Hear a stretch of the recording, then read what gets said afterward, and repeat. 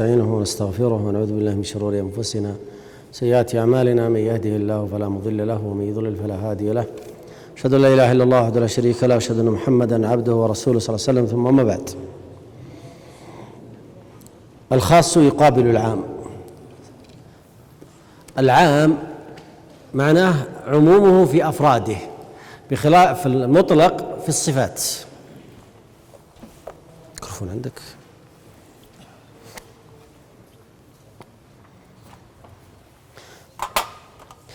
عندما نقول اقتلوا المشركين مثلا، آية اقتلوا المشركين، هذا مشرك اسمه زيد، هذا مشرك اسمه بكر، عمرو، أحمد، عبد الله، أسماء أجنبية أعجمية إلى آخره. هذا عام في كل أفراده حتى ينتهي، فهو عام في جميع أفراده. طيب، ثم لما خصص أهل الذمة يخرج هؤلاء الأفراد لأنهم ذمة، خصص المعاهدين يخرج هؤلاء الأفراد، خصص المستأمنين يخرج هؤلاء، ويبقى الحكم في البقية. والسارق والسارقة فاقطعوا أيديهما، كل سارق خلاص. ثم يخرج الذي دون النصاب، الذي ليس من حرز، الصغير السن أو المجنون، ويبقى البقية تقطع أيديهم. إذن طريقة التعامل معها أن عندك العام له أفراد، ثم يأتي التخصيص فيخرج بعض الأفراد. واضح الآن الفكرة؟ هذه طريقتها. لكن جعل الخاص عندكم نوعين، أو التخصيص نوعين، تخصيص متصل وتخصيص إيش؟ منفصل. أيهما أقوى، التخصيص المتصل أو المنفصل؟ التخصيص المتصل، اكتبوا عندكم، التخصيص المتصل أقوى من التخصيص المنفصل. خلاص؟ والسبب اكتبوا القرينة الداخلية أقوى من القرينة الخارجية. هذه القاعدة استفدها في كثير من الأحكام الفقهية وغير الفقهية. عندما تأتي القرائن الداخلية تكون أقوى كمعضد أو مخالف من القرائن الإيش؟ الخارجية. خلاص يا مشايخ؟ نأتي إلى التخصيص المتصل. متى يكون التخصيص متصلا ومتى يكون منفصلا؟ التخصيص المتصل عندما يكون في آية واحدة أو في حديث واحد، مثل لا إله إلا الله في جملة واحدة، هذا تخصيص متصل. والتخصيص المنفصل أن يكون العام في آية والخاص في حديث، هذا شيء واحد.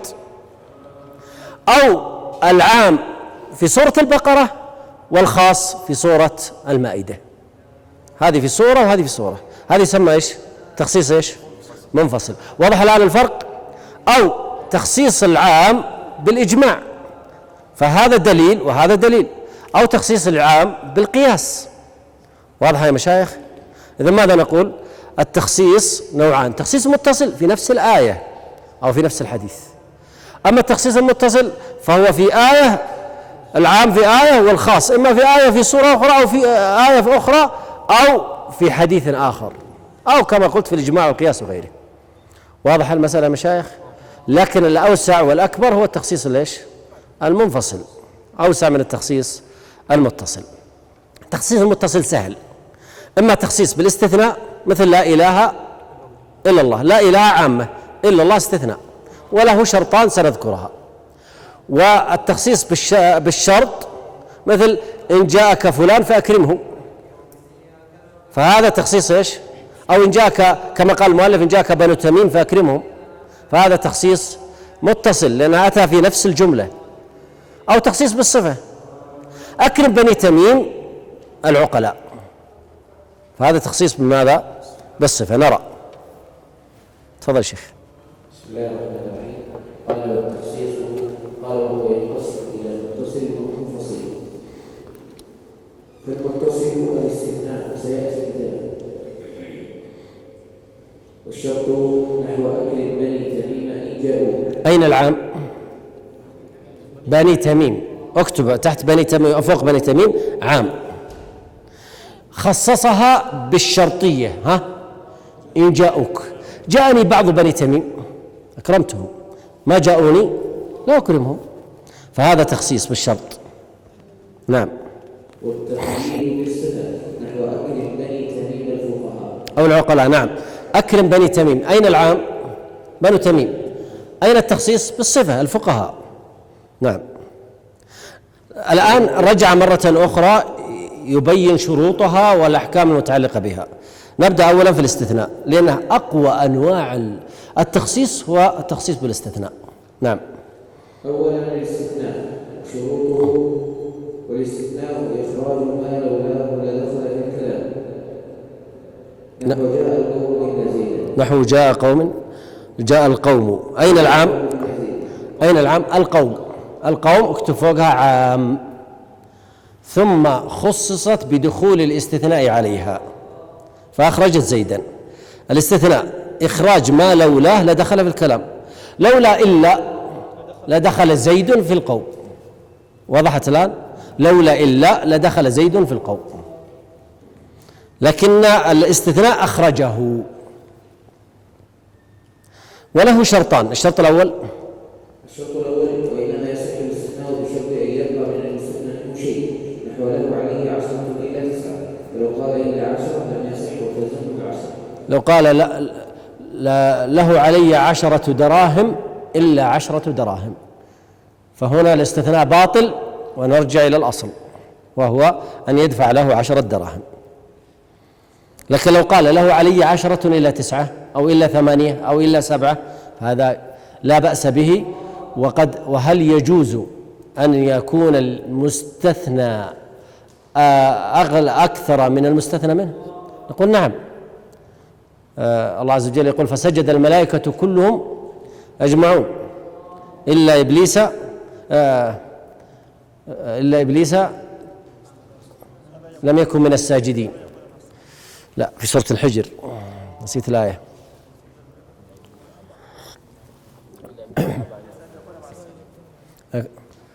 لا، أنا ما هي هذه الآية.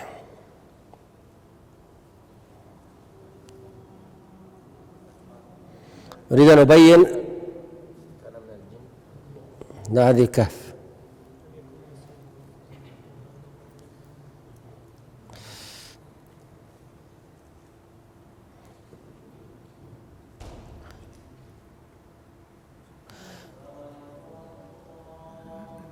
إن عبادي ليس لك عليهم سلطان إلا من اتبعك من الغاوين. يقول إن عبادي البشر بني آدم ليس لك عليهم سلطان إلا من اتبعك من الغاوين. طيب، الغاوون المتبعون لإبليس أكثر ولا غير المتبعين لإبليس أكثر؟ المتبعون لإبليس أكثر، فكان الاستثناء في الأكثر جائزا بهذه الآية.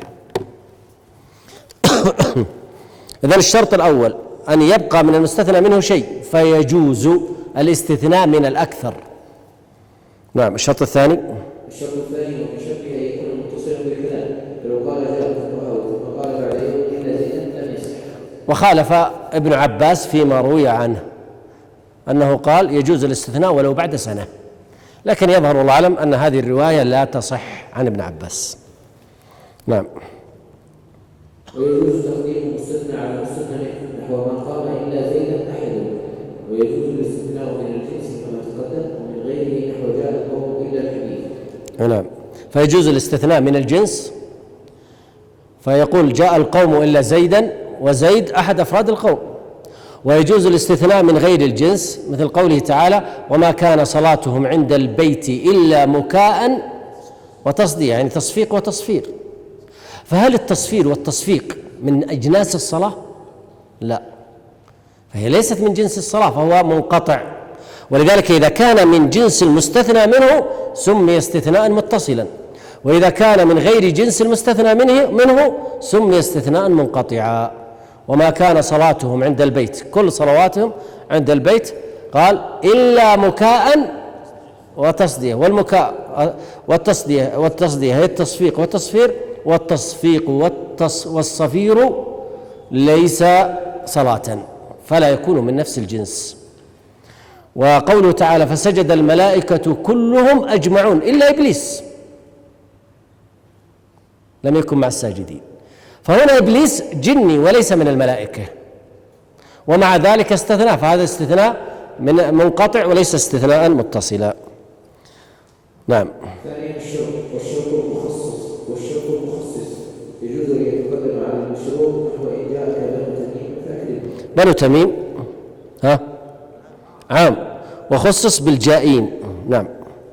ثالثا الصفة والمقيد بالصفة يحمل عليه المطلق كالرقبة قيدت بالإيمان في بعض المواضع كما في كفارة القتل وأطلقت في بعض المواضع كما في كفارة الظهار فيحمل المطلق على المقيد احتياطا. مسح السبورة يا شيخ.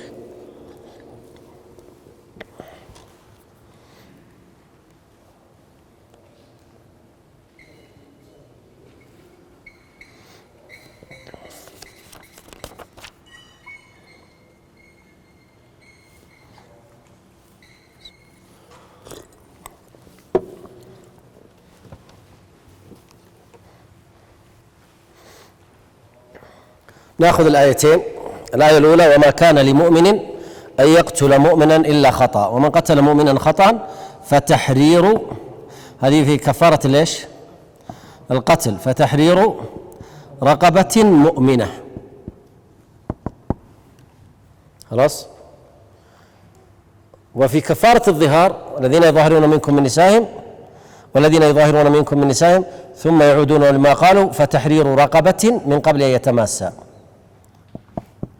في الظهار قال فتحرير رقبة من قبل أن يتماسا.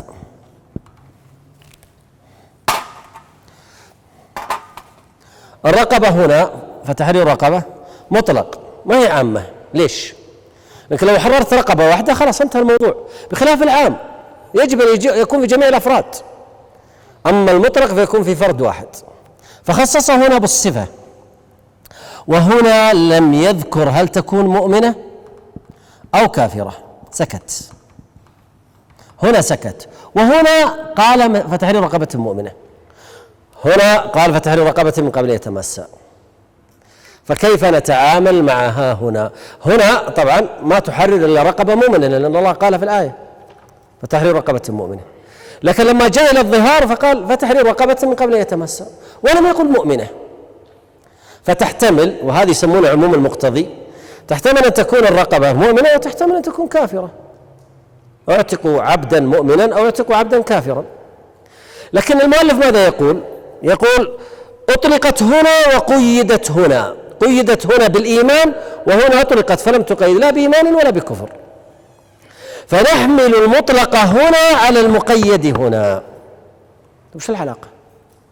هذه قتل وهذه ظهار، هذه في وادي وهذه في واد آخر، فكيف حملتها؟ حملت المطلق هنا على المقيد هنا، واشترطت في الظهار أن تكون الرقبة مؤمنة. لماذا؟ أنت الاتحاد الحكمي واختلاف السبب. هذا حط عنوان للموضوع، لكن ايش السبب؟ لماذا أطلق هنا قيد هنا وأطلق هنا؟ فرحنا إحنا من عندنا وحملنا المقيد هنا، حملنا المطلق هنا على المقيد هنا. ايش السبب؟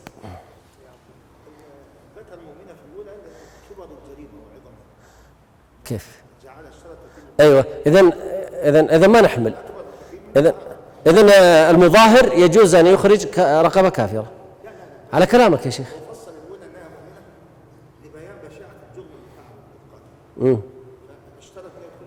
طيب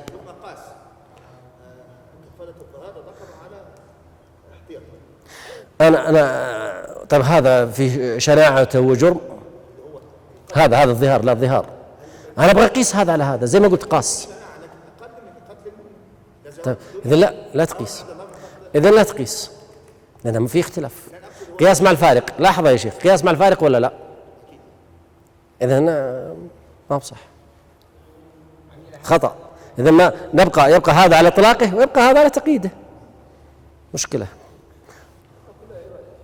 كل عبادة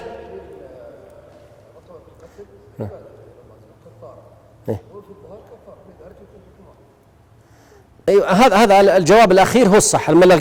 كلمة عبادة لا، ما هو صح. تجتمع، نقيس هذه على هذه بجامع أنهما كلاهما إيش؟ كفارتان، فهذه كفارة وهذه كفارة، وهذا قياس شبه ما هو قياس علة حقيقي، فألحقوا هذا بهذا، وإن كان يوجد دليل من السنة، لكن خلونا الآن في النظر هنا. قد يقول قال طيب ليش قال هنا مؤمنة وقال هنا وترك هنا بدون من يقول أن يقول مؤمنة أو كافرة؟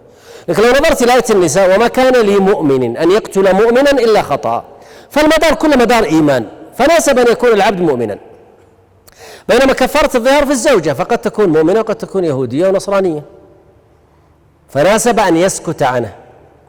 لكن الخلاصة فيها أن نقول نحمل المطلق هنا على المقيد هنا بعلة الكفارة، فهذه كفارة وهذه كفارة فالحقناها قياسا، وهذا اللي أبغى أقوله لك. وضحت الآن أن المسألة قياسية وليست لفظية. طبعا اختلف الأصوليون، منهم من ذهب إلى أنها لفظية ومنهم من ذهب إلى القياسية، والراجح أنها قياسية. وإن ورد حديث عن النبي صلى الله عليه وسلم لما الرجل الذي لطم الجارية في صحيح مسلم، معاوية بن الحكم السلمي، لما لطم الجارية ثم جاء إلى النبي صلى الله عليه وسلم قال لكنني بشر من الناس أخطئ كما يخطئون، فسككتها سكة يعني على وجهها، لطمها، فجاء إلى النبي صلى الله عليه وسلم يريد أن يبرئ نفسه أو أن يعتذر أمام النبي صلى الله عليه وسلم ليجد له حلا، فاستدعاها النبي صلى الله عليه وسلم وسألها أين الله؟ قالت في السماء. قال من أنا؟ قالت أنت رسول الله. قال أعتقها. لماذا؟ فإنها مؤمنة. فالنبي صلى الله عليه وسلم علل جواز العتق بالإيمان، فالحديث هذا أصرح من قضية أننا نقيس ونقول اجتمع القياس واجتمع الحديث، فلذلك في كفارة الظهار لابد أن تكون مؤمنة إما بالقياس أو بالحديث. نعم تفضل يا شيخ.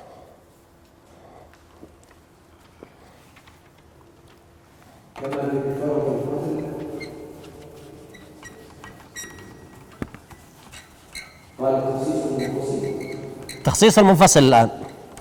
طبعا أعيد لكم الطريقة السابقة لتكون أمامنا دائما. العام كثير، يأتي الخاص ماذا يصنع؟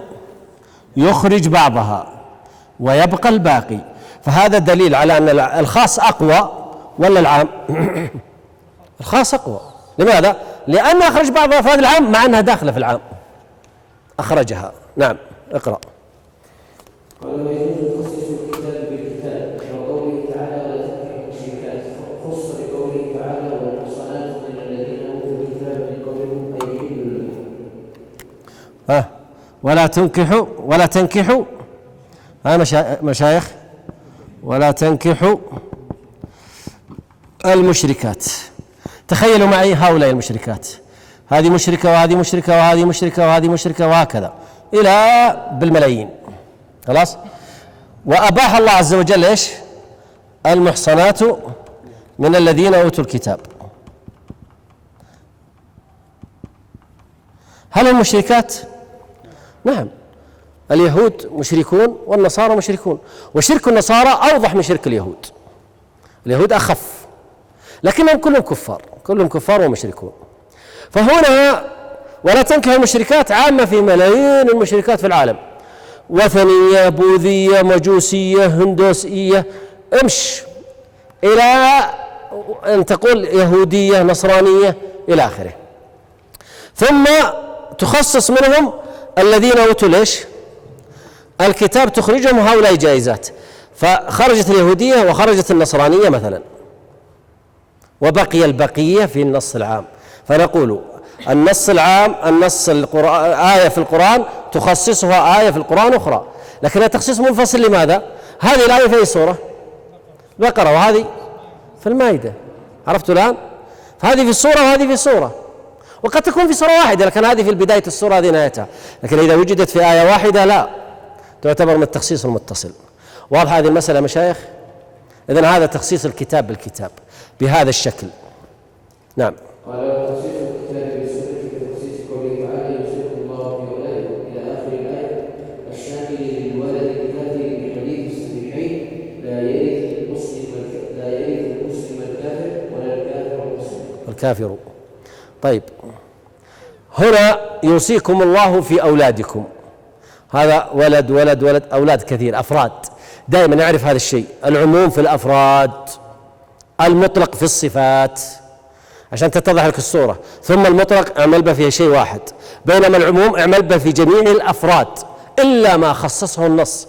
وهنا نقول يحمل الخاص على العام ولا العام على الخاص؟ من يجاوب؟ أيوة أنت؟ أيوة، يمكن صح ويمكن غلط، نبغى واحد ثاني. يحمل العام على الخاص، يمكن صح يمكن غلط. هذا يقول يحمل الخاص على العام، وهذا يقول يحمل العام على الخاص. ايش رايكم؟ من يؤيد صاحبنا الاول الذي يقول يحمل الخاص على العام؟ يرفع يده. 3 4. يحمل ليش؟ الخاص على العام. والذي يقول يحمل العام على الخاص؟ ها؟ ايوه. والباقين متوقفه على طريقه الآمدي. ما شاء الله، خليكم معي يا مشايخ. الذي يحمل على من؟ يحمل العام على ليش؟ على الخاص. وضحت؟ يعني معناه يقدم الخاص على العام، فنقول يحمل العام على الخاص، فالتقديم تقديم الخاص وليس العام. طيب ناتي الى يوصيكم الله في اولادكم. كل ولد في الدنيا مليارات، ها ماذا قال في الحديث؟ الآن هل السنة يجوز أن تخصص القرآن؟ إيه تخصص القرآن. فقال لا يرث المسلم الكافر ولا الكافر المسلم. فإذا كان الأب مسلم والابن كافر ها يرث؟ طيب إذا كان الأب كافر والابن مسلم يرث؟ لا. خصصناه من النص العام ولا ما خصصناه؟ وضحت الآن الصورة؟ نكمل الباقي زيها. قال تخصيص السنة بالكتاب كتخصيص حديث الصحيحين لا يقبل الله صلاة أحدكم إذا اعتدى حتى يتوضأ ويشكركم الله إلى قوله فلا تجد ما أتيكم ويوردت السنة بالتيمم بعد نزول الآية. طيب أين العام؟ ها؟ صلاة أحدكم ها؟ ولا حتى يتوضأ؟ ها؟ صلاة أحدكم صح ولا لا؟ لا يقبل الله صلاة أحدكم، عامة في كل إنسان حتى يتوضأ. طيب ثم خصصت بماذا؟ بالتيمم. فكان الحديث لا يقبل الله صلاة أحدكم حتى يتيمم، فأخرج بعض الأفراد بالتيمم. وحقيقة لا أخفيكم في النفس منها شيء، لأنه قال حتى يتوضأ، فالتخصيص ينصب على يتوضأ وليس على يتيمم. لكن نمشي مع المؤلف كما قال لا يقبل الله صلاة أحدكم، عامة في كل مصلي أن يتوضأ. خرج بنص القرآن أن حتى إيش؟ يتيمم. إذن نقول النص السنة يخصصها القرآن. القرآن يخصص القرآن، ما عندنا أي مشكلة، مسألة واضحة. القرآن تخصصه السنة، ايش رايكم في هذا؟ هل القرآن تخصصه السنة؟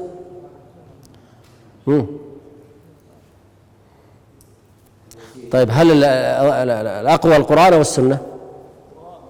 فهل الضعيف يخصص القوي؟ جيد. إذن الراجح أن السنة تخصص ليش؟ القرآن. أكمل. وتخصيص السنة وتخصيص السنة بالسنة تخصيص حديث الصحيحين فيما سقط السماء والعشر، سواء كان أكثر من 5 أوسق أو دون 5 أوسق. يعني هذا النص عام. أين عمومه؟ في كل ما سقط السماء العشر. فيما ما هنا عامة، في كل ما سقط السماء العشر هذا عام، سواء كان وسقا أو وسقين أو 3 أوسق أو 4 أو 5 أو 10 أو 100. ثم خصصت بحديث ليس فيما دون 5 أوسق صدقة. ونفس الرسمة التي على السبورة كنت بأشيرها لكم، لكن هذه واضحة. ومثلها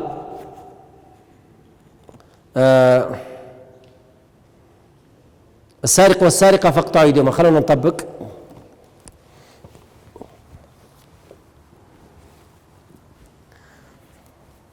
يقول تعالى والسارق والسارقة فاقطعوا أيديهما. هذه عامة في كل إيش؟ سارق وسارقة. لا قطع إلا في ربع دينار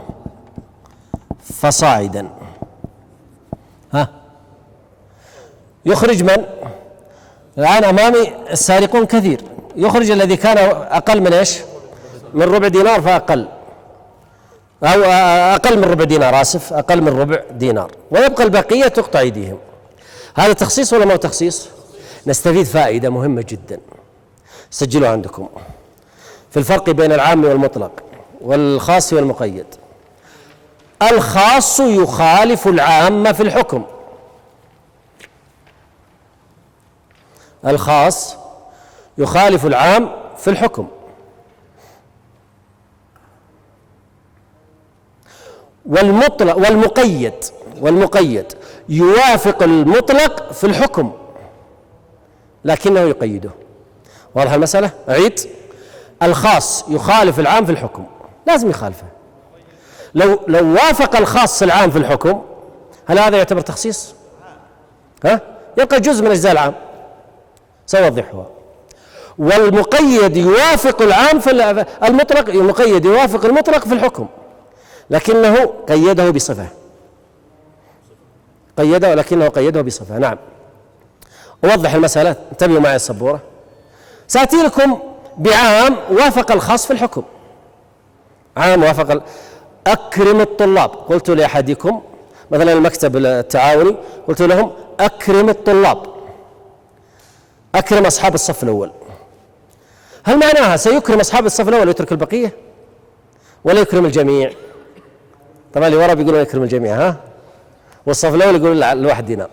معي، أكرم الطلاب، أكرم الصف الأول، ما معناها؟ أكرم جميع الطلاب وزد الصف الأول إكراما. وضحت الآن؟ هل هذا تخصيص؟ لكن لو قلت أكرم الطلاب لا تكرم الصف الأول، تخصيص ولا ما تخصيص؟ لماذا؟ لاختلاف الحكم. واضحة؟ طيب في المطلق والمقيد، فتحرير رقبة مؤمنة، فتحرير رقبة مطلق، فتحرير رقبة مؤمنة نفس الحكم، هناك حرر وهنا حرر. لكن لو قال فتحرير رقبة لا تحرر رقبة مؤمنة، هذا شو يسمى؟ عام وخاص، هذا عام وإيش؟ وخاص. وضحت الآن؟ إذن نقول الخاص يخالف العام لابد، والمقيد يوافق المطلق وإن كان قد قيده بصفة. واضح المسألة يا مشايخ؟ انتبهوا لها. نعم. الدم المسفوح هذا مقيد. طيب نأتي إلى آية حرمت عليكم الميتة والدم، هذا عام في كل دم، ثم قال أو دما مسفوحا. خلاص، فهنا هل يخرج الدم غير المسفوح من التحريم؟ لا، ما يخرج. الدم غير المسفوح دم، أصلا الدم المسفوح هو اللي يمشي في العروق الكبيرة ويغذي العروق الصغيرة غير المسفوحة، صح ولا لا؟ فالدم غير المسفوح من أين أتى؟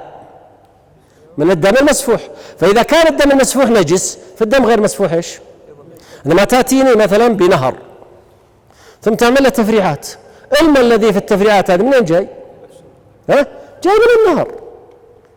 فهل يعقل أن هذا الماء الذي في التفريعات هذه يعتبر نجس والماء الأصل طاهر، أو الماء الذي في الأصل نجس والذي في الأطراف طاهر؟ لا، الدم واحد. فالدم الذي في الشعيرات أتاني من الدم المسفوح فيأخذ حكمه، لكن الشريعة عفت عن يسيره بس. ففهمنا لما عفت عن يسيره أن معناها أن الدم غير مسفوح ما هو نجس، لا، نجس، كل الدم نجس، لكن نجاسة الدم ليست كنجاسة البول. نجاسة البول قطرة من البول تفسد صلاتك، يعني قطرة في ثيابك من البول تفسد صلاتك، لكن لو جاء في ثيابك دم ما يفسد صلاتك إلا أن يكون كثيرا. فالدم المسفوح كله والدم كلها نجسة. واضح هذه المسألة؟ طيب نأتي إلى هذه، ولا تنكحوا المشركات حتى يؤمن، عامة في كل مشركة. هنا ماذا يقول؟ يجوز لك أن تنكح المحصنات من الذين أوتوا الكتاب من قبلكم. إيش معناها؟ تخصيص. اختلف الحكم. نعم. قال في تخصيص حديث الصحيحين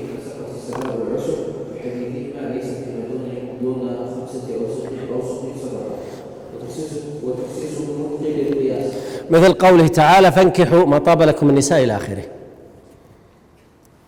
نخصصه بالعلة. فالعنين الذي لا يستطيع أن يجامع، لا ينتصب ذكره ولا يستطيع أن يجامع، هل يخرج؟ نعم يخرج. طيب ايش الذي يخرجه؟ العلة. فيجوز التخصيص بالقياس والتخصيص بالعلة بالذات. كما ذكرت لكم النكاح سنة مؤكدة لجميع الناس، خصصت في العنين لعلة الإضرار بالزوجة، لعلة الإضرار بالزوجة، فيجوز التخصيص بالقياس. لكن انتبه، ما هو كل قياس تخصص به، القياس أنواع وفيه تفاصيل، فليس كل قياس تخصص به. وتخصيص النطق بالقياس ونعني بالنطق قول الله تعالى وقول الرسول صلى الله عليه وسلم لأن القياس يستند إلى نص في كتاب وسنة فكأنه مخصص. انتهينا من العام والخاص، وذكرنا أن التخصيص نوعان: متصل ومنفصل. المتصل فيه 3 أنواع بالاستثناء أو بالشرط أو بالصفة، والمنفصل قسمها إلى 4 أقسام أو 5: تخصيص الكتاب بالكتاب، الكتاب بالسنة، السنة بالسنة، السنة بالكتاب، وتخصيص النطق بالقياس. ترك هو تخصيص بالإجماع، ترك هذا التخصيص وإن كان معتبرا. نعم. الآن ينتقل إلى موضوع جديد وهو المجمل والمبين. آيات كثيرة جدا في القرآن مجملة، فجاءت آيات أخرى تبينها، ولا يوجد في القرآن إلا مجمل ومبين. فلا يوجد في القرآن آية مجملة لم تبين، ما يوجد في القرآن آية مجملة لم تبين، لأن هذا الدين واضح وبين ولا إشكال فيه. فقوله تعالى وأقيموا الصلاة مجملة، من الذي بينها؟ النبي صلى الله عليه وسلم، السنة. فلذلك لا يوجد مجمل إلا وقد بين، وهذا ما قرره الشافعي في كتابه الرسالة. فكتاب الرسالة قائم على هذا السطر اللي هو المجمل يفتقر إلى بيان، ثم بدأ يبين المبينات الموجودة في السنة. نعم. أخذ مثال واحد فقط للتسهيل. نعم. قال والمجمل ما يفتقر إلى البيان نحو 3 قروء. قال الله تعالى والمطلقات يتربصن بأنفسهن 3 قروء. هل القروء الأطهار أو الحيض؟ حقيقة أنها تحتمل، وقد اختلف الفقهاء الجمهور الأئمة الأربعة على مذهبين. أبو حنيفة وأحمد قالوا أن القروء هي الحيض، ومالك والشافعي قالوا القروء هي الأطهار. ولهؤلاء أدلة قوية جدا، وهؤلاء لهم أدلة قوية جدا، وإن كانت النفس تميل إلى أنها الحيض، لكن خلونا نناقش أن هؤلاء الخلاف بينهم قوي بين هؤلاء الأئمة، والخلاف معتبر ومؤثر في حق الزوجة المطلقة. فلذلك جاءت الآية فيها إجمال، لكن جاءت نصوص في القرآن والسنة تبينها، ثم اختلف العلماء. نعم. فإنه يحتمل الأطهار والحيض لاشتراك القرء بين الحيض والطهر، والبيان إخراج الشيء من حيز الإشكال إلى حيز التجلي أي الاتضاح، والمبين هو النص. نعم. يكفي يا شيخ. مسح السبورة، واحد يمسح السبورة يا شباب.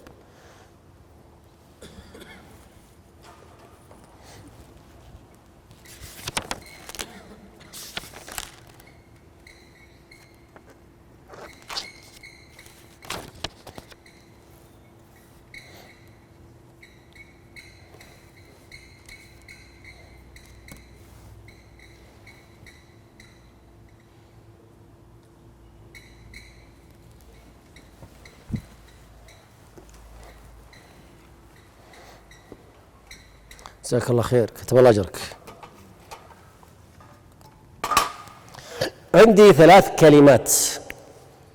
الكلمة الأولى النص، الكلمة الثانية الظاهر، الكلمة الثالثة المؤول. هذه 3 كلمات. النص لا يحتمل إلا معنى واحد، مثل قوله تعالى فاجلدوهم 80 جلدة. هؤلاء أصحاب القذف الذي يقذف مؤمنا أو مؤمنة بالفاحشة يجلد 80 جلدة. شيخ عبد المجيد، تعال شيخ. كلمة 80 هل تحتمل 80 ولا 8؟ 80 79 81 ولا لا تحتمل إلا معنى واحد؟ أنتم سجلتوا أسماء الطلاب؟ موجودة ها؟ إني أنا أبغاها بعدين أخذها. خلاص. طيب اليوم يبقون ولا ما يحضرون بعد الدرس؟ بعد الدرس قلتوا لهم؟ خلاص. طيب فاجلدوهم 80. كلمة 80 تحتمل كم معنى؟ ممكن تحتمل 79، تحتمل 81، ما تحتمل، صح ولا لا؟ هذا هو النص، لا تحتمل إلا معنى واحد، ما تحتمل غيره.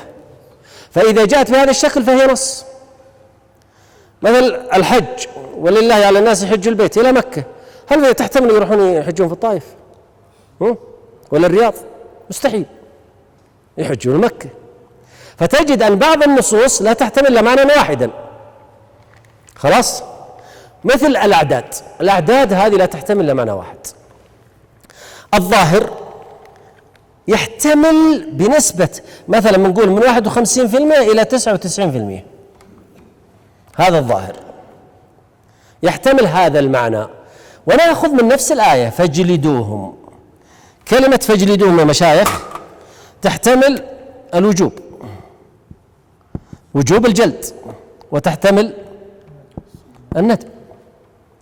فيجب عليك أيها الحاكم أن تجلدهم 80 جلدة، أو يندب لك أيها الحاكم أن تجلدهم 80 جلدة. هنا محتملة وما محتملة؟ ظاهرها في ماذا؟ في الوجوب ولا الندب؟ إذن هي تحتمل، لكن ظاهرها في ليش؟ في الوجوب. قد يكون نسبة الوجوب هنا 80%، 85%. هذا قضية ذهنية كما أخذناها في مراتب الإدراك أمس، العلم والظن، هي تشبه الظن. المؤول لا أقل، يمكن يكون 30%، 20%، هذا المؤول. فالمؤول هنا الشوة الندب. قد تأتيني قرائن تقوي الندب فيرتفع يرتفع يرتفع حتى يأتي مكان الوجوب، والوجوب ينخفض ينخفض حتى يأتي مكان المؤول. واضح؟ إذا قد أن المؤول يرتفع اللي هو الندب حتى يصل إلى درجة الظاهر، وقد ينزل الظاهر حتى يصل درجة المؤول. مثلا أوتروا أهل القرآن فإن الله وتر يحب الوتر، ظاهرها وجوب الوتر، صح؟ فجاءتني قرائن تؤيد أن صلاة الوتر سنة، جاءتني القرينة لا باقي، القرينة الثانية باقي، القرينة الثالثة لا والله الوتر سنة، فينزل فيصبح المؤول ظاهرا والظاهر مؤولا. إذن الظاهر هذا هو الغالب على النص. إيش الظاهر في النص؟ الظاهر في النص أنه يدل على الوجوب اللي هو فاجلدوهم، لكن يحتمل التأويل وأن يكون ماذا؟ ندبا، وقد تأتي القرائن تقوي هذا. واضح ايش معنى النص والظاهر المؤول؟ النص لا يحتمل إلا معنى واحد، الظاهر يحتمل معنيين لكنه ظاهر في أحدهما. المؤول هو الضعيف في هذا، لكن قد يحتاج إلى إيش؟ مقويات فيصعد إلى يكون هو 51% 99. هذا من 49 إلى 1%. نعم، تفضل يا شيخ.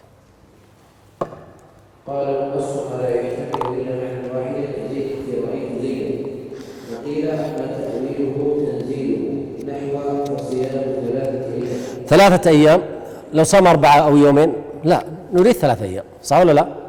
طيب، لكن متتابعات ولا غير متتابعات؟ الظاهر متتابعات، المؤول غير متتابعات. نعم.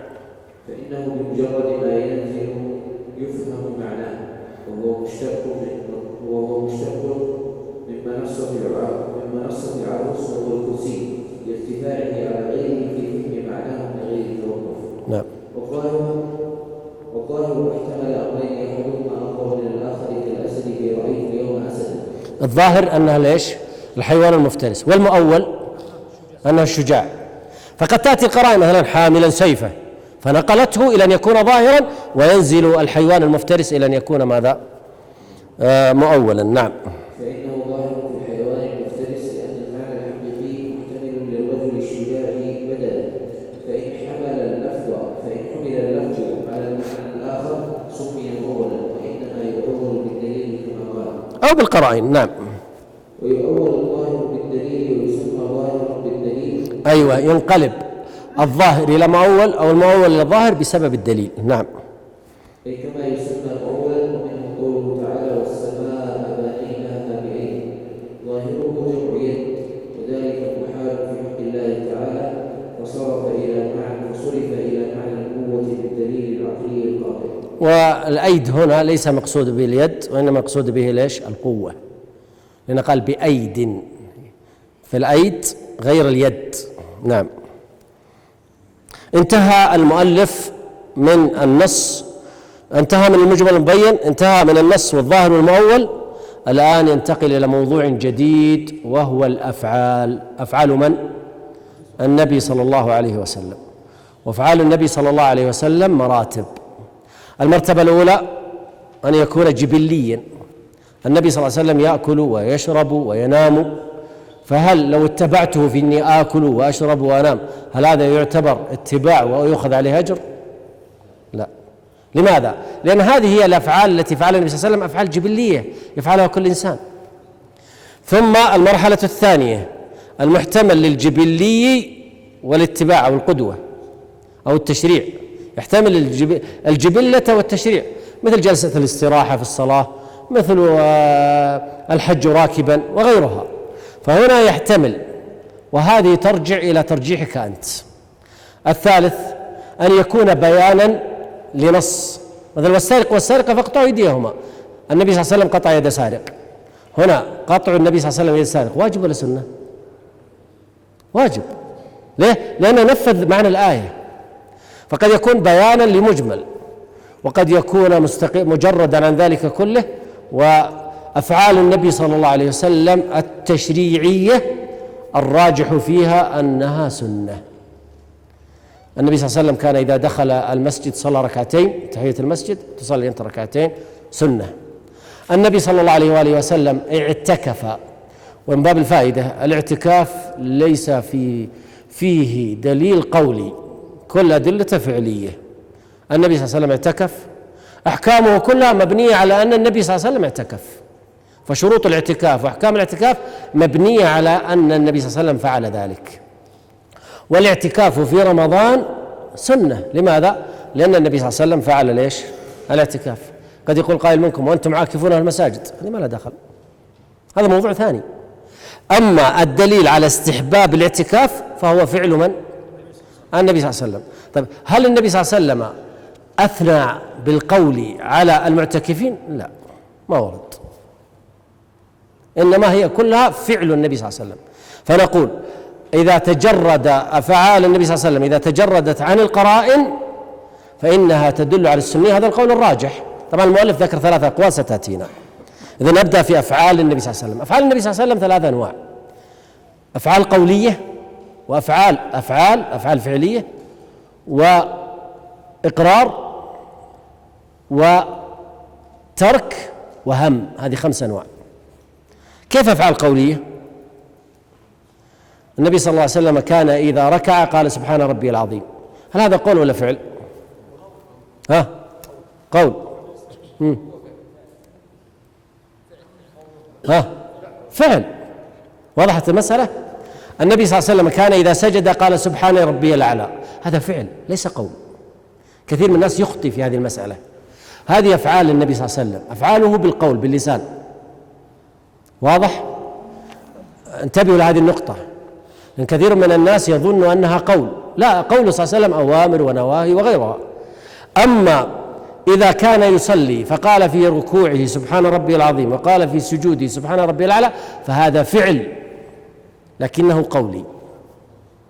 ولذلك نقتدي به صلى الله عليه وآله وسلم في أننا نقول في ركوعنا سبحان ربي العظيم، ويكون قول سبحان ربي العظيم باب السنة. النبي صلى الله عليه وسلم يذكر أذكار دعاء الاستفتاح، فهل واجب ولا سنة؟ سنة، فلم يأتي أمر بها، إنما كان النبي صلى الله عليه وسلم يفعلها. طيب دعاء الاستفتاح قول ولا فعل؟ فعل. فرقوا بين القول والفعل. الثاني أفعال النبي صلى الله عليه وسلم، مثلا النبي صلى الله عليه وسلم صلى الوتر ركعة، وصلى الوتر قبل أذان الفجر، فهنا يكون هذا صلاة الوتر أفعال النبي صلى الله عليه وسلم تعتبر ماذا؟ أفعال، والاقتداء به عند تجرده عن القرائن. الثالث الإقرار. رأى النبي صلى الله عليه وسلم رجلا يعمل أمامه عمل فسكت، هل يسكت على منكر؟ ايش يدل عليه؟ على جواز هذا الفعل. علم النبي صلى الله عليه وآله وسلم بحادثة حصلت في بلاد نجد وهي تابعة للدولة الإسلامية وسكت، إقرار ولا ما إقرار؟ إذن إقرار صلى الله عليه وسلم قد يكون بأن يراه أو يعلمه، هذا إقرار النبي صلى الله عليه وسلم. الترك، فرقوا بين الترك المطلق والكف. الترك المطلق زي ما قلت لكم أمس، واحد تارك لحيته أو حاضر معنا في الدرس لم يكذب ولم يغتب ولم ينم ولم يفعل أي معصية، هل يعتبر هذا الترك؟ لا، ما يعتبر. الترك هو الكف، عندما تحصل الأمور ثم يكف، هذا هو الترك، هذا هو فعل. الهم، عندما هم النبي صلى الله عليه وسلم أن يحرق على التارك الصلاة الجماعة في المسجد بيوتهم بالنار، همه صلى الله عليه وسلم ايش يعتبر؟ شريعة ولا ما شريعة؟ شريعة، وهو فعل. إذن هذه 5: الأفعال القولية والأفعال والإقرار والكف والهم. نأخذ هذه التفاصيل، تفضل يا شيخ. قال الأفعال هذه ترجمة. نعم. فعل صاحب الشريعة يعني النبي صلى الله عليه وسلم لا يخلو بما أن يكون على وجه القربة والطاعة أو لا يكون، فإن كان على وجه القربة والطاعة فإن دل أيوة، حطوا واحد الآن، واحد. فإن دل دليل على الاختصاص به يحمل على الاختصاص، كزيادته صلى الله عليه وسلم في النكاح على 4 نساء.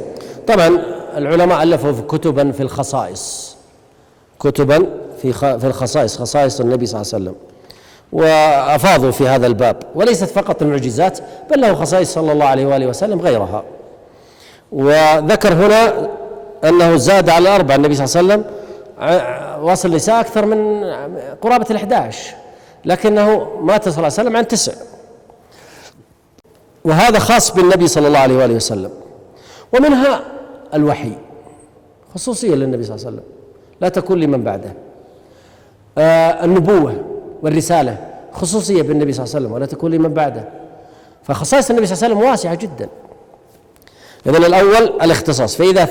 لكن إذا جاءنا فعل من أفعال النبي صلى الله عليه وسلم، هل نحمله على أنه تشريع ولا أنه خصوصية؟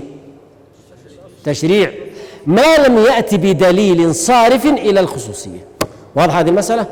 فهذا غيلان الثقفي عندما جاء النبي صلى الله عليه وسلم وقد تزوج 10 قال ماذا؟ أمسك 4 وفارق سائرهن، وفارق سائرهن. فهذا دليل على الخصوصية. إذن نقول أن أي فعل فعله النبي صلى الله عليه وسلم فلا يحمل على الخصوصية مباشرة، يحمل على التشريع حتى يأتي صارف يصرفه إلى ماذا؟ إلى الخصوصية. الثاني، تفضل الشيخ. غير المختص بصاحب الشريعة، وإن لم يكن لا يختص به، لأن الله تعالى قال: لقد كان لكم في رسول الله أسوة حسنة. هنا الأفعال المجردة عن القرائن هل هي سنة ولا واجب؟ فاختلف الأصوليون على 3 مذاهب، وقلت لكم الراجح والله أعلم أن أفعال النبي صلى الله عليه وسلم المجردة عن القرائن سنة كالاعتكاف. هنا ذكر ال3 المذاهب. المذهب الأول فيحمل على الوجوب عند بعض أصحابنا في حقه وحقنا لأنه الأحوط. هذا القول الأول، وطبعا قول وجيه وله أدلته. قال تعالى: فليحذر الذين يخالفون عن أمره أن تصيبهم فتنة ويصيبهم عذاب أليم. قالوا أمرا من الأمور وليس أمرا من الأوامر. الثاني، ومن أصحابنا من قال يقبل على النهي لأنه متحقق بعد الطلب، وهذا هو الراجح. والقول الثالث، ومنهم من قال يتوقف فيه لتعارض الأدلة في ذلك. أي نعم، أو على أنه مجمل يحتاج إلى تفصيل. نعم. قال: وإن كان على وجه غير وجه القربة والطاعة فيحمل على الإباحة في حقه وحقه. هذا رقم 3، مثل أكل العنب، فإن النبي صلى الله عليه وآله وسلم أكل العنب وأكل الدجاج، فهل معناها أن أكل العنب وأكل الدجاج يعتبر من باب الاستحباب والسنية؟ لا، هم باب الإباحة. نعم. خلاص، وترك هو بيان المجمل وغيرها. انتقل الآن إلى الإقرار. تفضل يا شيخ. وإقرار صاحب الشريعة صلى الله عليه وسلم على قول من أحد وقول صاحب الشريعة أي في قوله صلى الله عليه وسلم صلى الله عليه وسلم، كما حصل عندما أبو قتادة قتل رجلا من أهل الطائف في حنين، وكان رجلا فارسا من فرسان ثقيف، وكان عليه ملابس غالية جدا، فقتلها أبو قتادة رضي الله عنه وارضاه. ثم لما اجتمع الصحابة مع النبي صلى الله عليه وسلم بعد المعركة، قال النبي صلى الله عليه وسلم: من قتل له قتيلا فله سلبه، له عليه بينة فله سلبه. فقال أبو قتادة: من يشهد لي؟ من يشهد لي؟ ثم جلس، فعادها النبي صلى الله عليه وسلم: من قتل قتيلا له عليه بينة فله سلبه. ثم الثالثة، فلما قام أبو قتادة في الثالثة قال النبي صلى الله عليه وسلم: ما عندك يا أبو قتادة؟ قال: قتلت، وذكر أنه قتل رجلا مبرزا من ثقيف، ولما جاء إليه يريد أن يأخذ سلبه وجده قد سلب، واحد من الصحابة أخذ السلب. فقام رجل فقال: يا رسول الله، سلبه عندي، أنا أخذته. ثم بدأ يطلب النبي صلى الله عليه وسلم أن يطلب أبا قتادة يتنازل عنه، فقام أبو بكر قال: لا الله، تعمد إلى أسد من أسود الله تأخذ سلبه؟ فقال النبي صلى الله عليه وسلم: صدق. النبي صلى الله عليه وسلم أقر أبا بكر على قوله، صح ولا لا؟ أقره على قوله، فكأنه قول النبي صلى الله عليه وسلم. قال: فأعطاني السلب فبعته واشتريت به بستانا. هذا ثياب هذا الرجل الكافر اشترى به بستانا كاملا. هذا من هو؟ أبو قتادة. فهو أول مال تأثلته في الإسلام. نعم. وإقراره على الفعل من أحد كفعله، لما أقر خالد بن الوليد على أكل ليش؟ الضب، فهذا يدل على الجواز. نعم. قال: وإقراره على الفعل من أحد كفعله لأنه معصوم عن أن يقر أحدا على منكر. النبي صلى الله عليه وسلم لا يقر ولا منكر، ولو تتبعتم في كتب السنة فلن تجدوا منكرا واحدا سكت عليه النبي صلى الله عليه وسلم. ما هو مثلنا كل يوم نسكت على منكرات، له لا، ولا منكر واحد النبي صلى الله عليه وسلم أقره. نعم. مثال ذلك إقراره صلى الله عليه وسلم أبا بكر على قوله بإعطاء سلب القتيل لقاتل، هذه ذكرتها لكم. نعم. وإقراره خالد بن الوليد على أهل الضب متفق عليه. وما فعل في وقته صلى الله عليه وسلم في غير مجلسه هذه مسألة الإقرار. هل يشترط أن النبي صلى الله عليه وسلم يكون حاضرا المجلس فينكر، أو يكفي أن يعلم به ولو كان في اليمن؟ يكفي العلم ثم يقره. فالإقرار واسع جدا. يقول المؤلف: وما فعل في وقته صلى الله عليه وسلم في غير مجلسه وعلم به ولم ينكره فحكمه حكم ما فعل في مجلسه، كعلمه بحديث أبي بكر رضي الله عنه أنه لا يأكل الطعام في وقت غيره ثم أكل لما رأى الأكل خيرا، كما يؤخذ من حديث مسلم في الأطعمة. ما أدري، أنا اللي أعرف أن هذا الحديث في صحيح البخاري وليس في مسلم. الحديث هذا حديث أبي بكر عندما جاء أرسل الأضياف مع ابنه، فذهبوا إلى بيت أبي بكر فأحضر لهم الطعام، ابن أبي بكر عبد الرحمن بن أبي بكر، فأحضر لهم الطعام فرفضوا أن يأكلوا حتى يأتي أبو بكر، وكان أبو بكر يأكل مع النبي صلى الله عليه وسلم بعد العشاء ويجلس معه. تأخر عليهم أبو بكر فرفضوا أن يأكلوا. يقول: حاولت فيهم لأجل أن يعرف أبي بيتكلم علي، فأبوا. فلما أقبل أبي اختبأت، فدخل فوجدهم ما أكلوا، فذهب يبحث عن عبد الرحمن يقول: يا غنثر، ويدعوه. ثم بعد ذلك فما وجده، ثم رجع إليهم فحلف بالله ألا يأكل، فأكل الأضياف.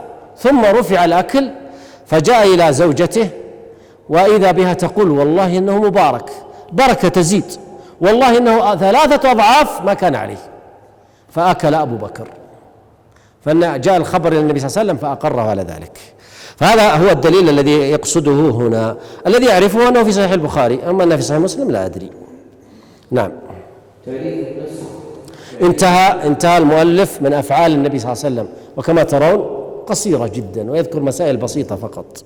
نعم. تعريف النسخ. تعريفه لغة من أحسنت، من أوسع أبواب أصول الفقه باب النسخ، وهو من أهم الأبواب، وهناك خلط كثير جدا بين النسخ والتخصيص، وبناء عليه توسع الأحناف في النسخ جدا، كل شيء عندهم نسخ، وفي الخلاصة هو تخصيص، ولذلك اختلف الأصوليون فيها.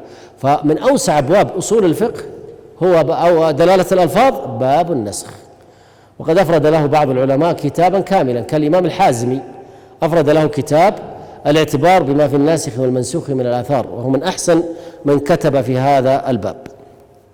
نعم. تفضل شيخ. أعد. وأما النسخ تعريفه لغة، وأما النسخ فمعناه لغة الإزالة، وقال نسخت الشمس الظل إذا أزالته ورفعته بمثاقها، وقيل معناه النقل من قوله نسخت ما في هذا الكتاب إذا نقلته بأشكال كتابته.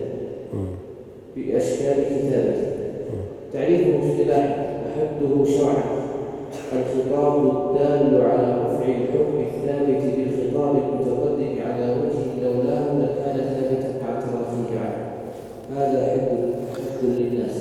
أيها الأحبة، اختلف الأصوليون في النسخ هل هو رفع أو بيان، فمنهم من ذهب إلى أن النسخ رفع، يعني معناه أمر بشيء ثم رفعه كلية وأتى بحكم جديد، وهذا أجود.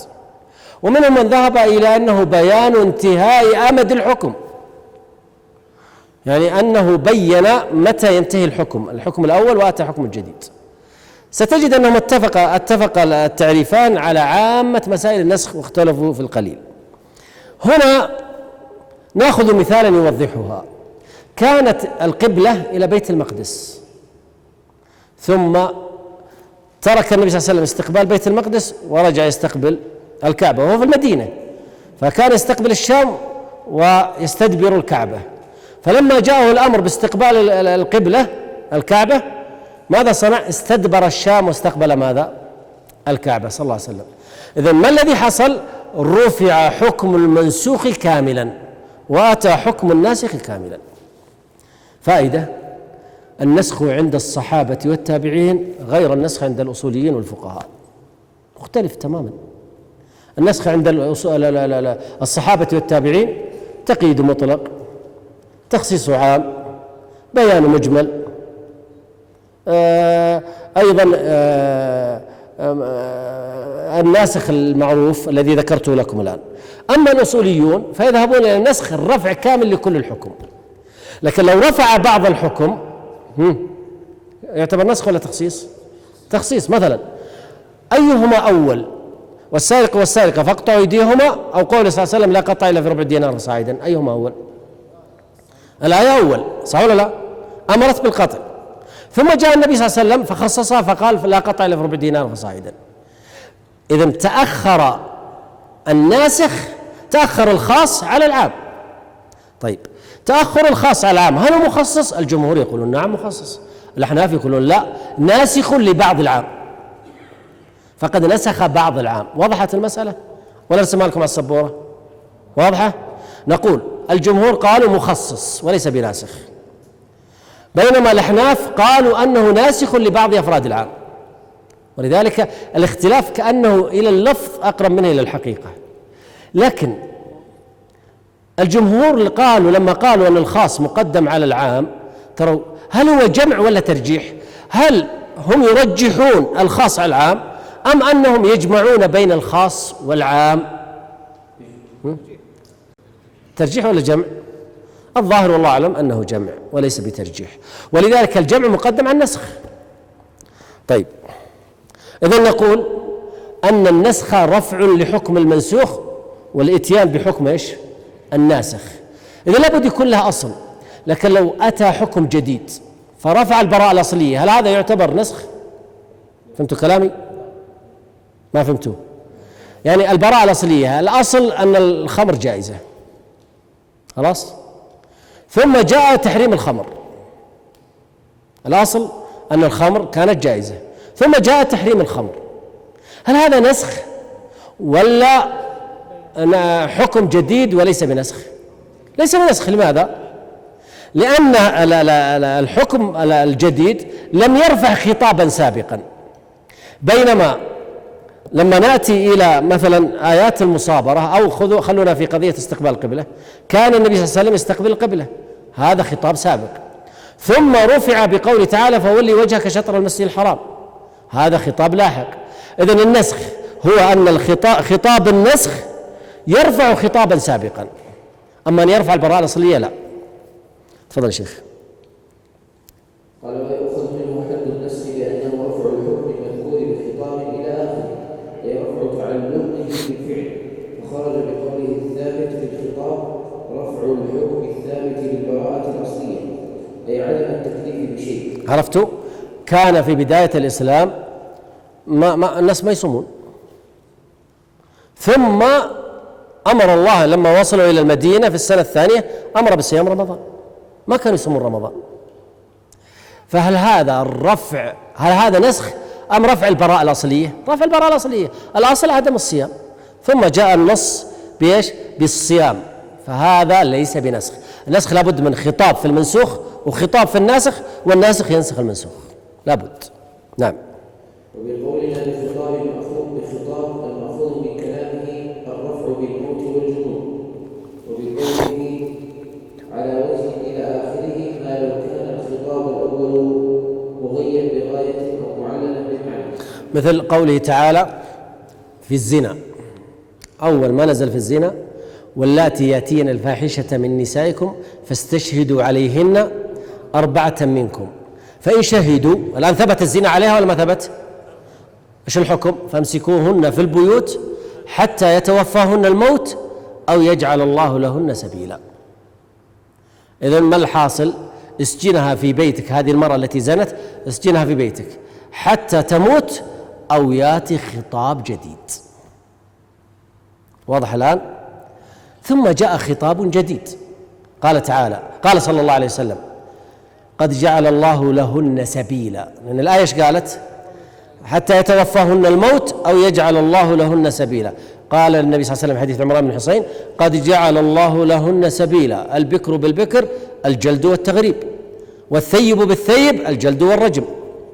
ونزلت آية الرجم والشيخ والشيخة إذا زنيا فارجموهما البتة. فهذا دليل على أن هذا ليس بنسخ، لأن الله عز وجل ماذا قال في الآية؟ أو يجعل الله لهن سبيلا، قال صلى الله عليه وسلم قد جعل الله لهن سبيلا.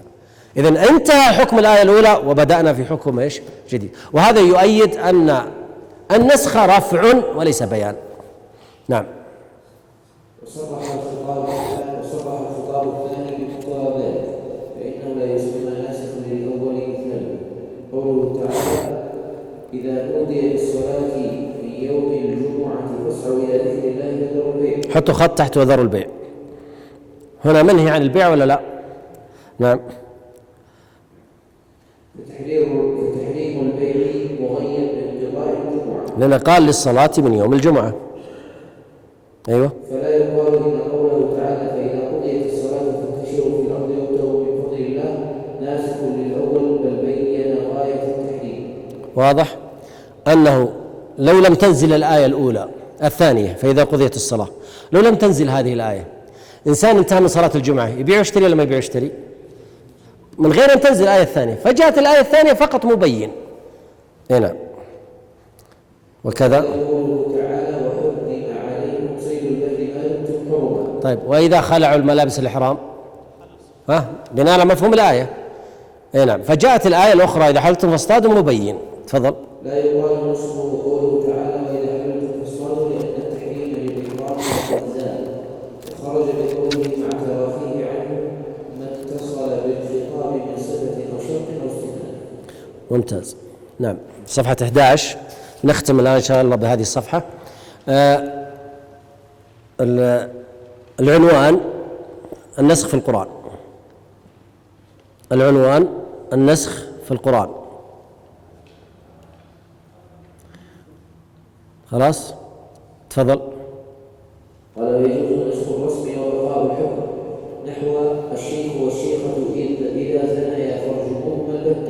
هذه الآية نزلت أولا والشيخ والشيخة إذا زنيا فارجموهما البتة. طبعا هذه الآية مختلف في صحتها، هل هي وردت أم لا؟ ورد فيها خلاف، فبعض العلماء صحح هذا الحديث وبعضهم ضعفه. نعم. على كل حال نحن نمثل فقط. قال عمر رضي الله عنه فإنا قد قرأناها رواه الشافعي وغيره. على كل حال قرأناها موجودة فين؟ في صحيح البخاري وليست في رواية الشافعي فقط، رواه الإمام البخاري والإمام مسلم، قال قرأناها ووعيناها وفهمناها. آية الرجم لا يأتي أحدنا أن يقول ماذا؟ أن الرجم ليس في كتاب الله، بل الرجم في كتاب الله. إذا لو سألكم واحد قال هل في آية في القرآن تقول ارجموا الزاني؟ ايش نقول؟ نقول لا ما في آية، ها؟ ولا نقول في آية؟ لا في آية، ها؟ من اللي أثبتها؟ عمر رضي الله عنه قال آية الرجم في القرآن نسخت رسما فقط، بينما الرجم باقي. إذا لو سألك أي إنسان قال لك الجلد في القرآن والزانية والزاني فاجلدوا كل واحد منهما 100 جلدة، لكن هل الرجم في القرآن؟ قل ايوه الرجم في القرآن. قال عمر بن الخطاب الحديث الصحيحين، قال في خطبة الجمعة فإن آية الرجم في كتاب الله قرأناها ووعيناها وفهمناها، وعملوا بها بعد، وقد عمل بها النبي صلى الله عليه وسلم، وعمل في ماعز والغامدية وأغدي أنيس واليهوديين 5، وبعضهم يضيف الجهنية. عمل بها النبي صلى الله عليه وسلم في مواقع كثيرة، وعمل بها أبو بكر، وعمل بها عمر، وعمل بها عثمان، وعمل بها علي عندما جلد شراحة يوم الخميس ورجمها يوم الجمعة. فالصحابة رضي الله عنهم والخلفاء عملوا بها، فدليل على أنه نسخ الرسم وبقي الماذا؟ الحكم. تفضل يا شيخ. وقد رجم صلى الله عليه وسلم المحصنين متفق عليه وهو المراد بالشرك والشيخ. نعم. ونسخ الحكم وبقاء الرسم، ينسخ الحكم لكن الآية موجودة تتلى إلى قيام الساعة، وهذه فيها تربية على أننا نتعود على النسخ. نعم. نحو والذين يتوفون منكم ويذرون أزواجا وصية لأزواجهم متاعا إلى الحول، نسخ بآية يتربصن بأنفسهن 4 أشهر و10. نعم. يكفي يا شيخ.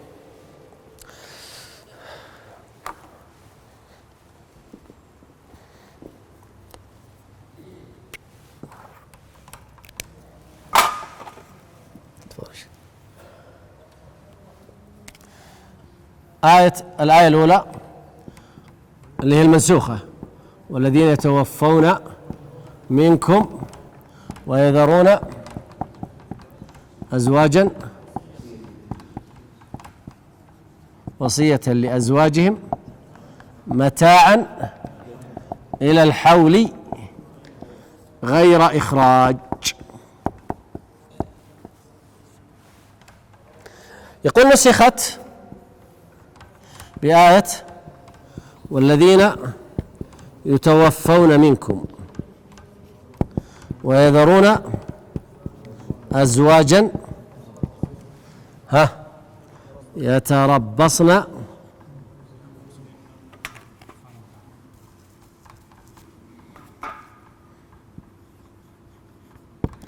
بأنفسهن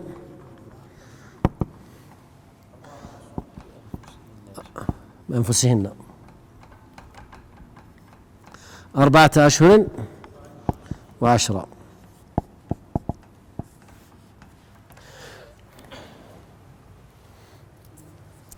قالوا هذه الآية تكلمت عن امرأة مات زوجها فتكون عدتها كم؟ سنة. تكون عدتها كم؟ حول، والحول كم هو؟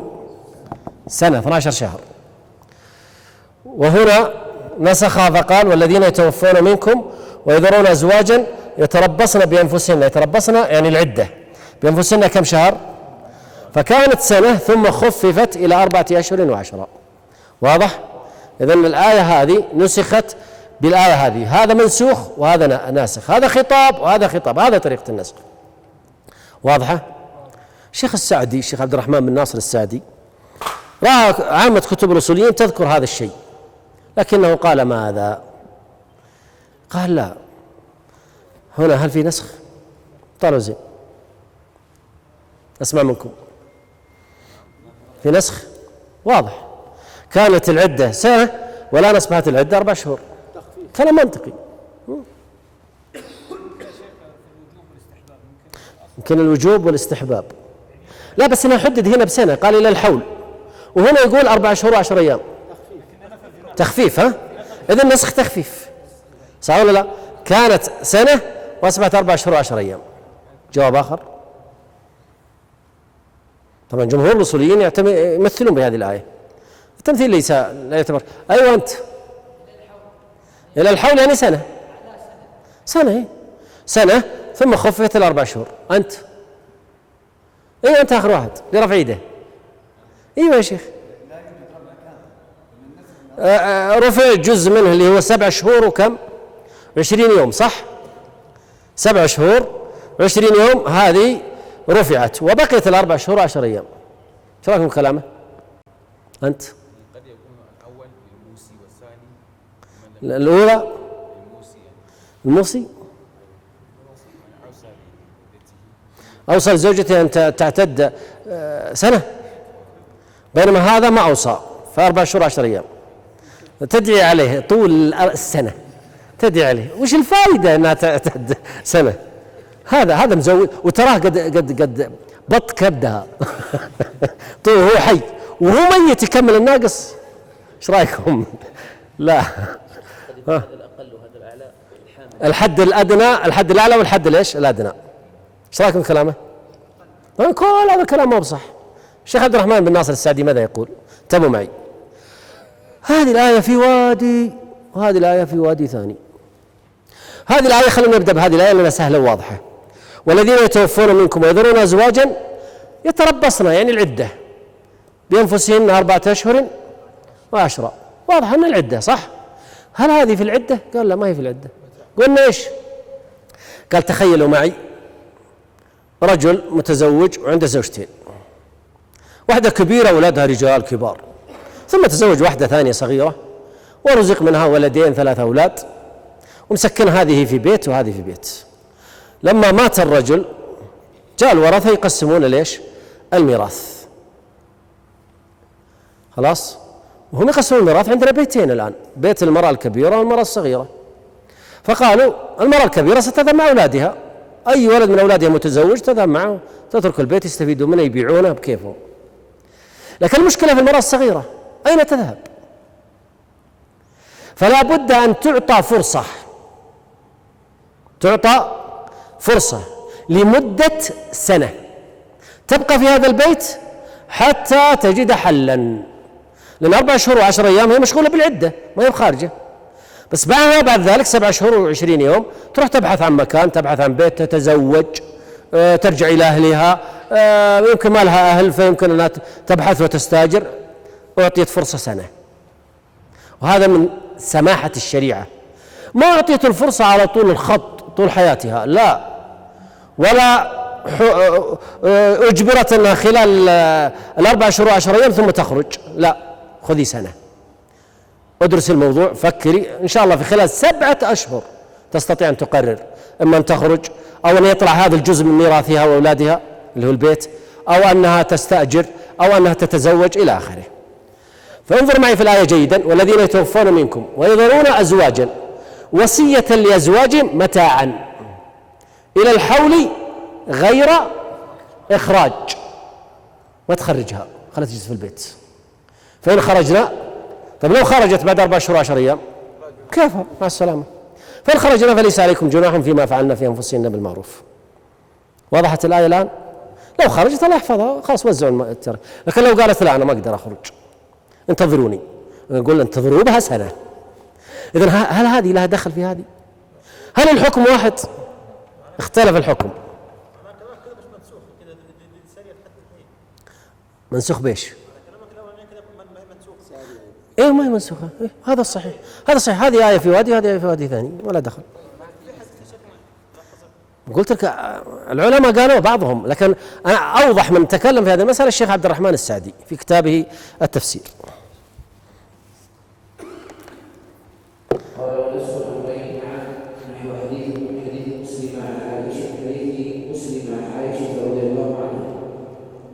كان فيما أنزل 10 وضعات معلومات يحرم فنسخنا ب5 معلومات يحرم. كان فيما أنزل قرآن ولا سنة؟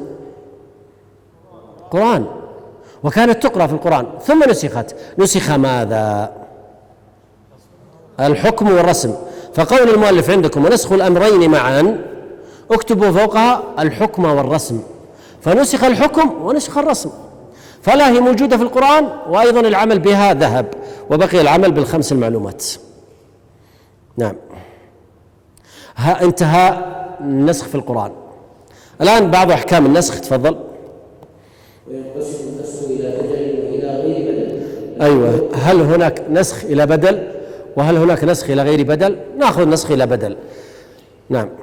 الأول كما في نسخ استقبال بيت المقدس باستقبال الكعبة سيأتي. أيوة، هذا أظهر أنواع النسخ. يوجد في هذا الزمن مقاطع تأتي في اليوتيوب وغيره، ناس يحاولون إفساد الناس بأن النسخ غير موجود في القرآن ولا في السنة، ويأتون ببعض الكلمات يتمسكون بها ويقول ما في نسخ. إذا ناظرت أحدهم فالمطلوب منك شيء، لا تقول له لا في نسخ وتورد عليه الآية سيرد عليك. خذوا هذين المثالين وطبقوها عليه.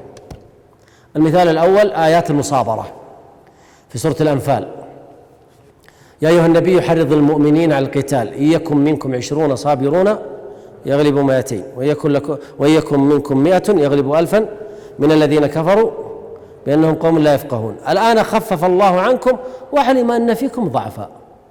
خفف معناها نسخ ولا ما نسخ؟ فإن يكن منكم 100 صابرة يغلبوا 200 وإن يكن منكم 1000 يغلبوا 2000 بإذن الله والله مع الصابرين. هذه الآية تبين لك أن هذا نسخ. فاسأل أقول له إيش رأيك في هذه الآية؟ علمني هل هذه نسخ ولا ليست بنسخ؟ خله هو يجاوب. ايش يقول تخصيص تقييد؟ ما تجي، ما لابد أن تكون نسخ. المثال الثاني القبلة. كان النبي صلى الله عليه وسلم يستقبل ليش؟ بيت المقدس، وأصبح يستقبل الكعبة ويستدبر بيت المقدس، فهذا لا يكون إلا نسخا، ونزل في ذلك القرآن. فنقول النسخ موجود في القرآن وفي السنة وبإجماع الأمة، والمخالفون في هذا العصر هؤلاء يجهلون الحكم الشرعي. نعم. إذن النسخ إلى بدل. والثاني النسخ إلى غير بدل. الثاني كما في نسخ قوله تعالى إذا ناديتم الرسول فقدموا بين يدي نجواكم صدقة. إذا أراد أحد من الصحابة أن يجلس مع النبي صلى الله عليه وسلم يستشيره سرا، لابد يروح يتصدق وبعدين يأتي يا رسول الله أريدك في كلام على انفراد، ويبدأ يشكي للنبي صلى الله عليه وسلم مشكلته وينفرد به سرا. فقال الله تعالى إذا ناجيتم الرسول يعني كلمتموه سرا فقدموا بين يدي نجواكم صدقة.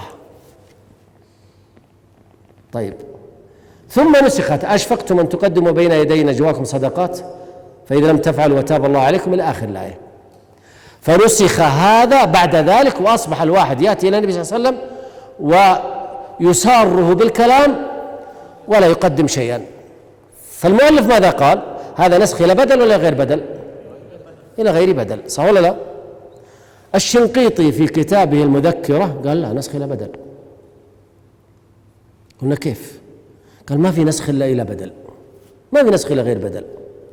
قلنا كيف؟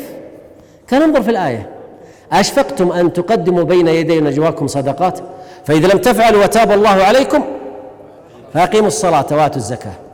فقوله قال فإقامتهم للصلاة وإيتاهم للزكاة هو البدل للصدقة التي كانوا يدفعونها عند مسارة النبي صلى الله عليه وسلم. واضح كلامه؟ وهذا وجيه جدا. نعم. وإلى ما هو أغلظ. هذا نوع ثاني. وإلى ما هو أغلظ وإلى ما هو أخف. إلى الأغلظ هات. كنسخ التخيير بين صوم رمضان والفدية إلى تعيين الصوم. كان الإنسان إذا جاء شهر رمضان وهو قوي صحيح معافى مقيم، أمامك خياران: تبغى الصوم صوم، ما تبغى الصوم أطعم عن كل يوم مسكين. استمر على هذا فترة ثم نسخ ذلك صوموا جميعا. قالوا فنسخ إلى الأشد. سهلة طبعا، عن اليوم مثلا كيلو نص رز في 30 يوم 45 كيلو رز يكلفني 200 ريال أو 150 ريال أو 120 ريال، أدفعها أتصدق بها وأفطر رمضان كله. خفيف ولا ما خفيف؟ جاء فأمرهم بصيام رمضان، هذا تغليظ ولا ما تغليظ؟ هذا تغليظ. نعم. قال الله تعالى وعلى الذين يطيقونه فدية إلى قوله فمن شهد منكم الشهر فليصم، وإلى ما هو أخف كنص قوله تعالى إن يكن منكم 20 صابرون يغلبوا 200 بقوله تعالى فإن تكن منكم 100 صابرة يغلبوا 200. اكتبوا عند هاتين الآيتين آيتا أو آيات المصابرة، آيات المصابرة، واللي في السبورة آيات العدة. ايش يقول المؤلف بعدها؟ تفضل. هذا موضوع جديد، أنواع النسخ. النوع الأول نسخ القرآن بالقرآن، جائز ولا ما هو جائز؟ جائز، كما تقدم في آيتي العدة. هذه الآية أمامكم آية نسخت آية على مذهبهم، وآية المصابرة آية نسخت آية. طيب الثاني ونسخ السنة بالكتاب كما تقدم في نسخ استقبال بيت المقدس الثابت بالسنة الفعلية كما في الحديث الصحيحين لقوله تعالى فولوا وجهه شطر المسجد الحرام. حديث من الصحابة؟ البراء بن عازب. حديث البراء بن عازب أنهم استقبلوا بيت المقدس في المدينة 16 شهرا أو 17 شهرا ثم نسخت بآية ليش؟ فولي وجهك شطر المسجد الحرام. إذا نسخ السنة بالسنة، هذا النوع الثالث. نحو حديث مسلم كنت نهيتكم عن زيارة القبور فزوروا. أتى بالناسخ والمنسوخ في هذا الحديث، فأتى بالناسخ وهو الزيارة، وأتى بالمنسوخ وهو عدم الزيارة. كنت نهيتكم عن زيارة القبور ألا فزوروها فإنها تذكركم الآخرة. لكن ترك الرابع الشوه. طالعوا، يجوز نسخ الكتاب بالكتاب، يجوز نسخ الكتاب السنة بالكتاب، يجوز نسخ السنة بالسنة. في واحدة رابعة، القسمة الرباعية. ها؟ لا الإجماع تركه، لا الإجماع ليس بنسخ. ها؟ نسخ السنة والكتاب موجود، شوفها أمامك. نسخ الكتاب بالسنة سكت عنه، لماذا؟ لا، لأن القرآن أقوى من السنة، والضعيف لا ينسخ القوي ويرفعه. هذا على مذهب من؟ مذهب الجمهور. مذهب الجمهور العلماء يذهبون إلى أن السنة لا تنسخ الكتاب. الشيخ الشنقيطي في أضواء البيان في سورة الأنعام قال أبدا السنة تنسخ الكتاب، وأورد دليلا. فقال الآية المنسوخة قل لا أجد فيما أوحي إلي محرما على طاعم يطعمه إلا يكون ميتة أو دما مسفوحا أو لحم خنزير. المحرمات في الأكل كم نوع؟ 3، الميتة والدم المسفوح ولحم الخنزير فقط، لأن إشكال في الآية قل لا أجد فيما أوحي إلي محرما على طاعم يطعمه إلا أن يكون ذلك المطعوم ميتة أو دما مسفوحا أو لحم خنزير فإنه رجس أو فسقا أهل به لغير الله، وأهل لغير الله به. طيب، قال الشنقيطي وقد نسخها النبي صلى الله عليه وسلم عندما نهى عن كل ذي ناب من السباع وعن كل ذي مخلب من الطير. واضح الآن؟ نسخ ماذا؟ هل نسخ الميتة ولا الدم المسفوح ولا لحم الخنزير؟ نسخ ماذا؟ أيوة، قل لا أجد. نسخ قل لا أجد فيما أوحي إلي محرما على طاعم يطعمه. وضحت؟ الآن نسخت وجاء نسخ أو جاءت محرمات جديدة، ومنها الخمر كذلك وقد حرمت، فهذا نسخ. قال فنسخت السنة القرآن، وهذا الذي يظهر والله أعلم وهو أوجه. طيب التفريق بين المتواتر والآحاد هو أضبط يا شيخ؟ لا سواء متواتر والآحاد. المتواتر كلام محمد صلى الله عليه وسلم ثابت وصحيح، والآحاد الأحاديث الصحيحة في الآحاد ثابتة عن النبي صلى الله عليه وسلم ويجب العمل بها والعلم بها. نعم. وسكت نسخ الكتاب بالسنة وقد قيل بجوازه ومثل له بقوله تعالى كتب عليكم إذا حضر أحدكم الموت إن ترك خيرا الوصية للوالدين والأقربين مع حديث الترمذي وغيره لا وصية للوارث. كانت الوصية للوارث ثم نسخت لا وصية للوارث. نعم. واعترض بأنه خبر واحد، وسيأتي أنه لا ينسخ المتواتر المتواتر. المتواتر بالأحد. وفي نسخة ولا يجوز نسخ الكتاب بالسنة أي بخلاف تخصيصه بها كما تقدم لأن التخصيص أهون من النسخ. التخصيص أهون من النسخ لأن النسخ رفع للحكم والتخصيص جمع بين الخاص والعام. هذا واحد. اثنين، لأن التخصيص إعمال للدليلين والنسخ إعمال لدليل وإهمال لدليل. واضح الآن الأدلة؟ النسخ أعمل دليلا وأهمل آخر، أهمل المنسوخ وأعمل ماذا؟ الناسخ. بينما التخصيص يعمل الدليلين ويجمع بينها. ولذلك ولكن الراجح والله أعلم أنه يجوز تخصيص السنة بالكتاب سواء كانت متواترة أو أحاد، ويجوز نسخ السنة بالكتاب. هذا هو الراجح. نعم تفضل شيخ. قال ويجوز نسخ المتواتر بالمتواتر ونسخ الآحاد بالآحاد وبالمتواتر ولا يجوز نسخ المتواتر كالقرآن بالآحاد لأنه دونه في القوة والراجح جواز ذلك. هذا الذي يرجح من هو؟ المحلي. الجويني يقول لا يجوز والمحلي يقول يجوز والراجح جواز ذلك. أيوة، لأن محل النسخ هو الحكم والدلالة عليه بالمتواتر ظنية كالآحاد. أحسنت. طبعا نقف هنا، يبقى معنا ساعة 12 13 14 15 يعني حق درس مجلسين، يعني مجلسين إن شاء الله. سنطلب من الأخوة في المكتب التعاوني أنهم يعطوننا فرصة إن شاء الله، يرفعون بفرصة أخرى سواء بعد أسبوع بعد أسبوعين بعد شهر حتى نكمل فيها هذا الكتاب بإذن الله عز وجل. وسأعطيكم أنتم عليه إجازة. الذي حضر الدرسين، درس أمس ودرس اليوم، وسيحضر الدرس الآتي، أعطيه عليها إجازة إن شاء الله بالسند. والذي لم يحضر إلا درس واحد لن أعطيه شيء، سأعطيه فقط الذي حضر حضورا كاملا، أما الذي حضر بعضها فلن أعطيه شيئا. فستكون الإجازة لكم أنتم. فإن شاء الله بعد ما يرفعون ويأتي الخبر ويعلن عنه نكمل الحضور إن شاء الله ونكمل هذا الكتاب بإذن الله عز وجل. لا أريد أن أكثر عليكم ولا بنطول الساعة 11، بس خلاص النفوس مهما كان قصرت. ها؟ طيب النكتة إن شاء الله سنكمله عندما الأخوة في المكتب التعاوني يوفرون لنا الإذن بإذن الله عز وجل. النقطة الثانية، لا تضحك على نفسك. الذي حضر هذا الدرس لا يضحك على نفسه، يجلس قال خلاص عندي إشباع، أنا حضرت الدورة أتقنت أصول الفقه. لا، ما هو صحيح. اذهب إلى البيت، أعد قراءة هذه الأبواب أو هذه المسائل، اقرأها مرة أخرى، مرتين، ثلاث، أربع، حتى ترسخ في الذهن وتثبت. لأن ما يحصل الآن هو أنك أنت تأخذ بإيش؟ أخذت بشيء، لكن لو تركت شهرين 3 شهور ستنسى كل شيء.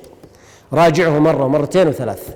وأعطيكم فائدة كنت أعملها أنا، أشوف لي مثلا درست لي متن من المتون، ألعب لي على طالبين وافتح لهم إيش؟ درس في نفس الكتاب وأدرسهم إياه. العبوا لكم على طالبين وافتحوا درس أو طالب حتى. فهمتوا حركتي؟ يلا تعال يا شيخ، ودك أدرس هذا الكتاب؟ لا، ما هو أنت تجلس. وأبدأ أدرسه. عندما تدرس هذا الكتاب لن تنسى بإذن الله عز وجل. افعلوا هذا. قد يقول واحد أتجرأ؟ إيه أتجرأ عادي، ما عندي أي مشكلة، وأرى أنها شيء جيد وهذه شجاعة منك. أيضا باب الفائدة أنبه، أنا عندي درس في الفقه في يوم السبت بعد الفجر في جامع منير العيسى في خميس مشيط، وهذا الدرس كل سبت بإذن الله عز وجل بعد الفجر. من أراد أن يحضر معنا هناك فحياه الله. ونقف هنا ونسأل الله عز وجل يوفقنا وإياكم إلى ما يحبه ويرضاه.